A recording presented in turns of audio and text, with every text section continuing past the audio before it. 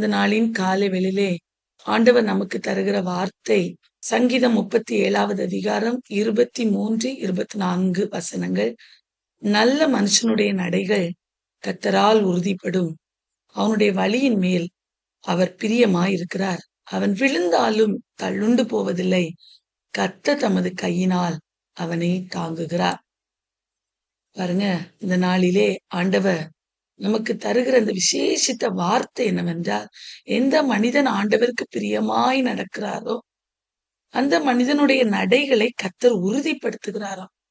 அது மாத்திரமல்ல, அவனுடைய வழிகளின் மேல் அவர் பிரியமாய் இருக்கிறாராம். அப்படிப்பட்ட மனிதனுடைய வாழ்விலே எவ்வளவு பிரச்சனைகள், எவ்வளவு போராட்டங்கள் வந்தாலும் அவன் தள்ளுண்டு போவதில்லை. அவன் ஒருவேளை கீழே விழுந்தது போல தோன்றலாம். உலகத்தின் மனிதர்களின் பார்வையிலே அவன் தள்ளுண்டவன் போல காணப்படலாம். ஆனா ஆண்டவர் அவனை அப்படியே விடுகிற தெய்வம் அல்ல.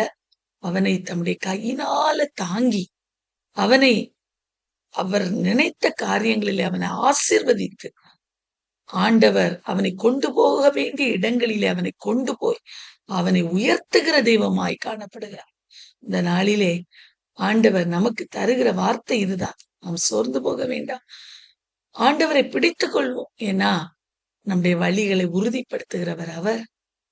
நாம் இந்த உலகத்திலே நல்ல மனிதர்களாய் வாழும்போது நம்மை அவர் ஆசீர்வதிக்கிறார். நம்முடைய வாழ்விலே கஷ்டங்கள், போராட்டங்கள் வந்தாலும் அதிலிருந்து அவர் நம்மை தாங்குகிற தெய்வமாய் காணப்படுகிறார். ஆகவே சோர்ந்து போக வேண்டாம். ஆண்டவர் பெரிய காரியங்களை நம்முடைய வாழ்விலே செய்வார்.